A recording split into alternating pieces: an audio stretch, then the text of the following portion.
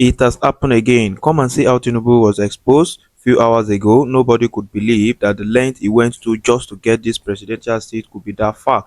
No wonder there's a lot of atrocities, embezzlement, and maladministration going on in this political system. My people, you won't believe how the system was completely exposed in this video. I will show you how the country is being ruled even before the election of each political leader to their powers. In this video, I have a lot for you to enjoy, so therefore if you're watching us for the very first time, kindly like, comment, and share this video across all social media platforms. Also, don't forget to click on the notification icon to get you notified of our next video. So stay tuned, don't go anywhere. We'll be back shortly. The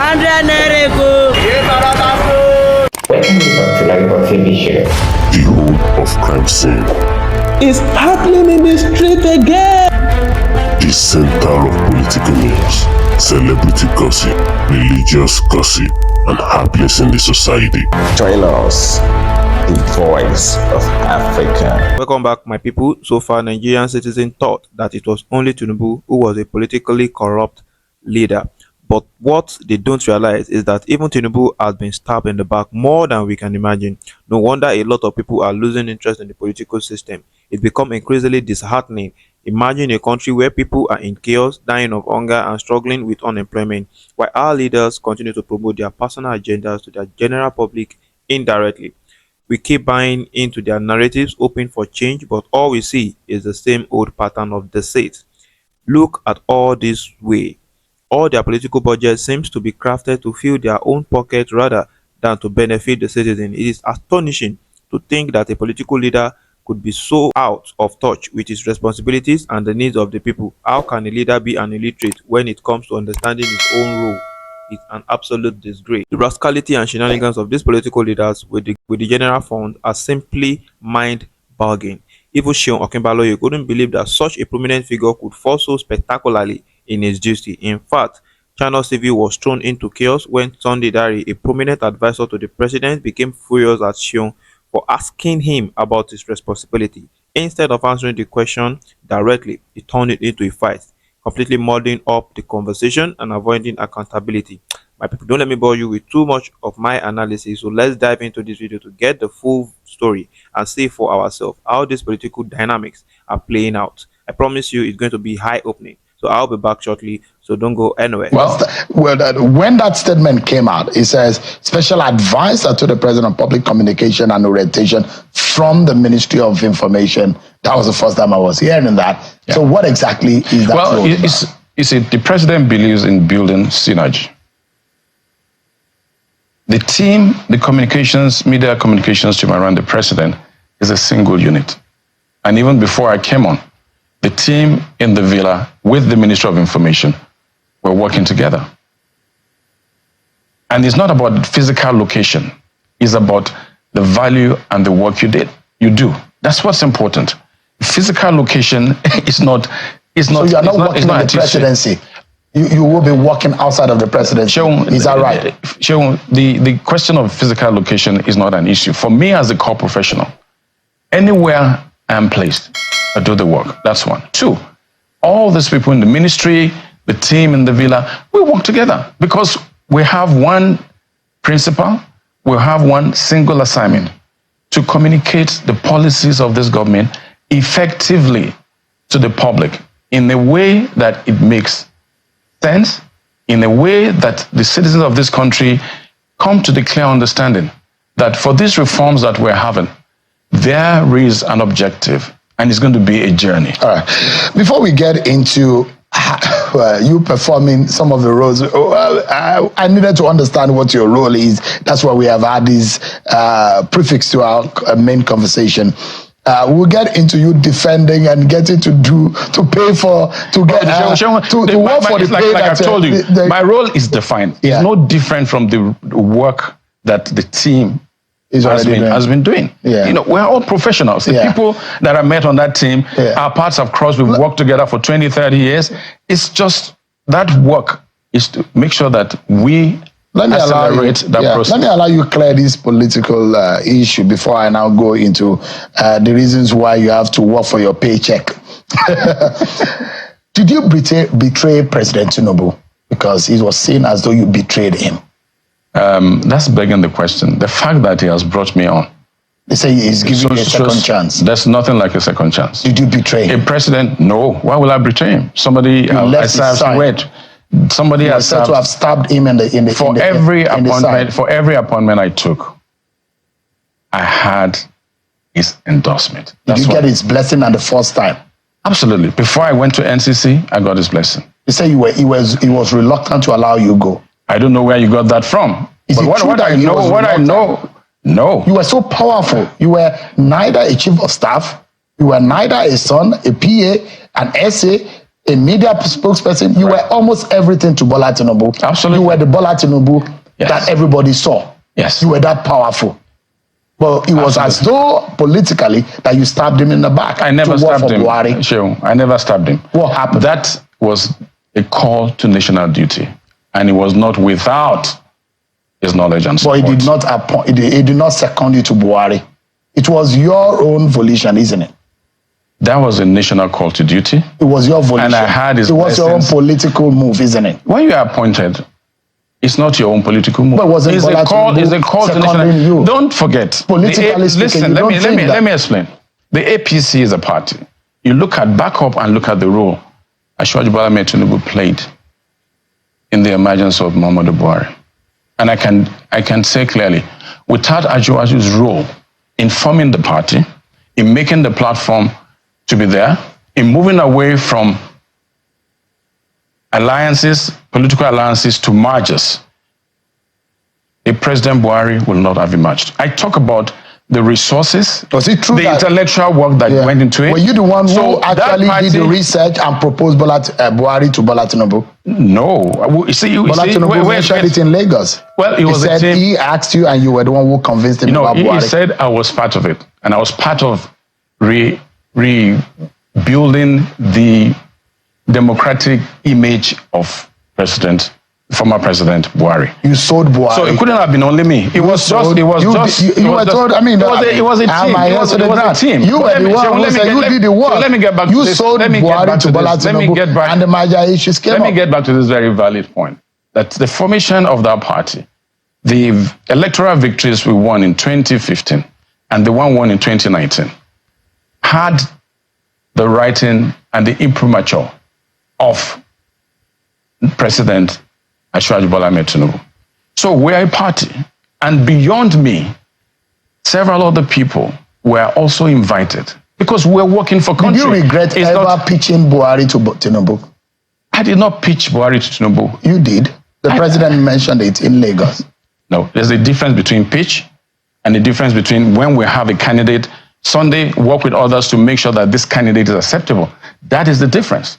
I was part of the team. He said he probably wouldn't have seen it if not because of the convincing that some of you did, especially you. He made mention of your name. No, it wasn't only me. There were quite a number of people. Stories. I don't forget things that I was part of that. I wouldn't have forgotten. My memory is not for those who will say President Buhari failed in that government, what would you have to say? Now you're working for another government. Well, let me say this, and I will talk at the general level. You see, every government inherits certain things, and every government will also bequeath certain legacies on its way out. I told you governance is a continuum. Beyond the personality, I rather want to deal with what are the policies, what were the challenges of that time, how did that government confront those challenges. And just as governance is a continuum, this is a developing country. We know that our resources aren't enough to meet the things that we need to fix in different sectors. So every government comes in, you make whatever effort you can make, and you move on. Those who said they were disappointed by the Buhari 8 years, and you were part of it. Well, you see, it depends. Some people see the cup half empty. Some see the same cup half full. What do you see? Well, I think the President Buhari came, did his bit, and moved on. Just like President Obasanjo. Don't depart from that trajectory. And Obasanjo came, did his bit, and moved on. Yar'Adua did his bit and moved on. Jonathan came, did his bit, and moved on. Buhari came, did his bit, and moved on. And I think what matters is that we have in situ right now President Bola Ahmed TINUBU, who is there right now as the Commander-in-Chief of the Armed Forces, with the requisite experience, and I dare say with the requisite courage, to take decisions, to press the button, to take those tough decisions that other presidents did not take. And my focus right now is the current. How do we deal with this? How do we support this president who has shown clearly that he has chosen the road less traveled by other leaders, to say, I'm choosing this road that is less traveled because I know this country needs fixing. That road that he has chosen has left some a lot of Nigerians in pain, penury, and in poverty. Right. And that's the road you think is right for Nigerians? Absolutely. You know, you don't think that your leader, the man you call your father, is leading Nigeria to not at all to a road perhaps of economic partition? Not at all. You know, history will forgive you as a leader. History will not forgive you as a leader if you do not take any decision at all. That's one. Two, when confronted with challenges and situations, do you just hunker down and shy away because you want public applause? Cheon, let's be factual. Let me go to it. You know, the subsidy was draining this country. A few hundreds were making billions out of it.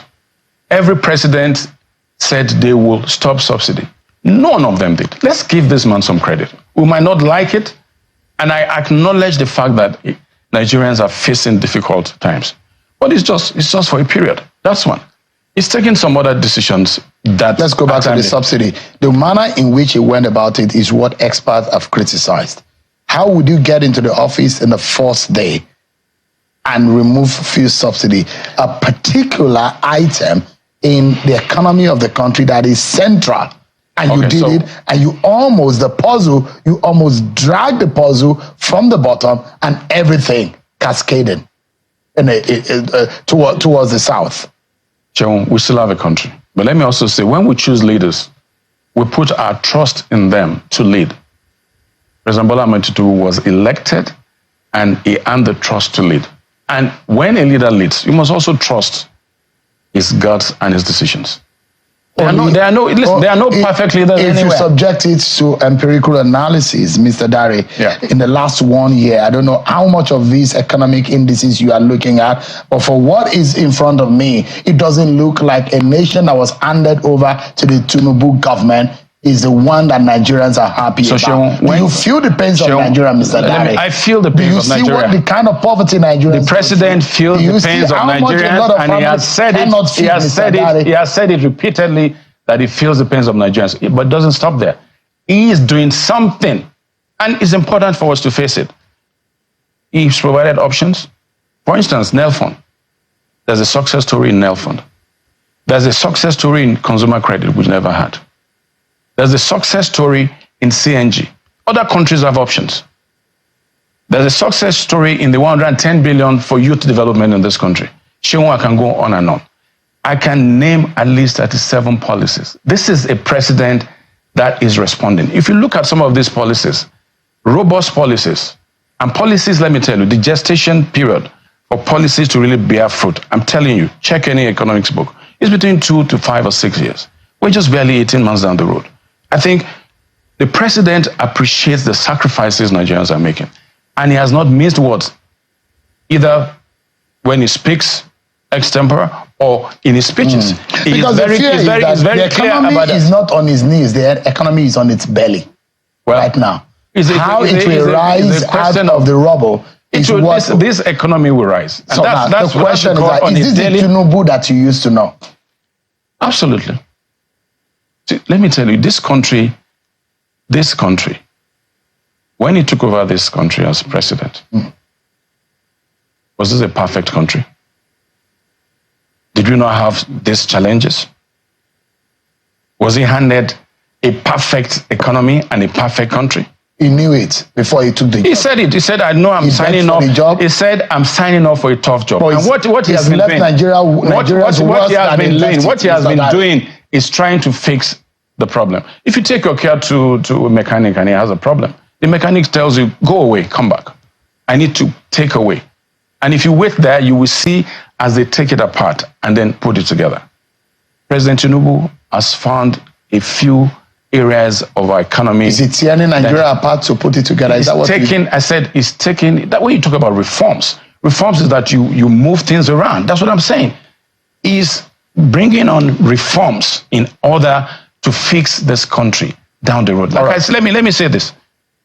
If you do not take the one stitch now to save 9, you will take 9 stitches later. What President Tinubu is doing right now is saving this country from taking painful stitches down the road. And it takes courage to do that. You will lose popular applause, you will get abuse and attacks, but I think that I urge him to stay consistent in that process. So, look, this government, perhaps for those who voted for it, came in with a lot of steam, and those who revere the Bola Tinubu legacy in Lagos, who thought that there's going to be a lot grounds to cover and a lot of things will be done. But it does look that to so many also, that particular steam is wearing off. And there are those who are perceiving things as though this government is already failing. What do you say to them tonight who believe that maybe this country is in trouble in the hands of Bola Tinubu and we are headed for a disaster, considering the indices of the economy? This country under the leadership of Bola Ahmed TINUBU is headed in the right direction. How? This country needs fixing, and you have someone in charge who is ready to fix it. Just go down East Lane, Lee Kuan Yew and several other leaders. And, you know, it's important because we're talking about leadership and leading countries that need reforms. They took very unpopular decisions, but there are decisions that are necessary. I'd said, you look at the surgeon. The surgeon uses very painful tools to carry out a surgery. Otherwise, the patient would prefer something simple and easy. But the surgeon is never distracted. He never takes his eye off the button. He does what he needs to do, stitches his patient together, and down the line. And don't forget, when there's a surgery, it takes time. Painkillers come. It takes time for that surgery to heal. But what happens at the end of that healing process? You have a better person. You have a better hand, a better leg. And I say we must look at this. This country over the decades has needed fixing. Don't forget, even 20 years ago, we had certain sectors that were broken. Go back to energy, power, for instance. I will not call names here, but I'm saying that we have a commander-in-chief who says these problems, they need stitching now, so that will not take more stitches down the road. Now, you have talked about gestation period, Mr. Dari, yes. And you said some of these things need time. Right. Politically speaking, you think that this government is becoming rather unpopular, and that may cost it in 2027. I disagree. If it desires to seek for a re-election. I disagree, and let me. You don't think that is politically unpopular right now? No, I don't think so. Really? I think what is needed is a better understanding on the part of Nigerians. That's one. 2.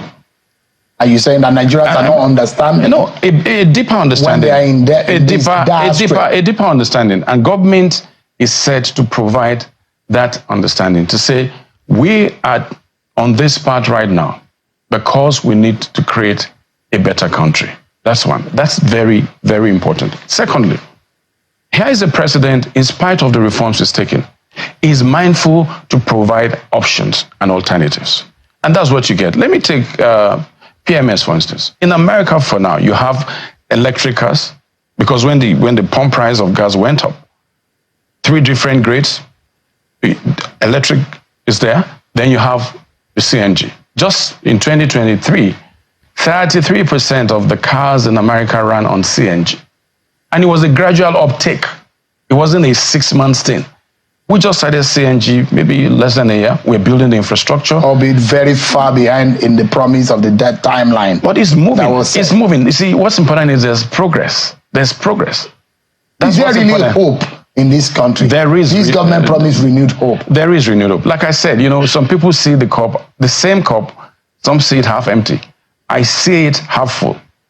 But I mean, can you if you are asking that Nigerians should be more understanding, the question is that is the government and those who are leading us having that understanding to show example that things are difficult. There is no money in this nation, in the lives and the manner in which they live their lives. Absolutely. You Absolutely. So? For instance, is your principal showing first, about 2 months ago, it reduced the travels, foreign travels of our ministers.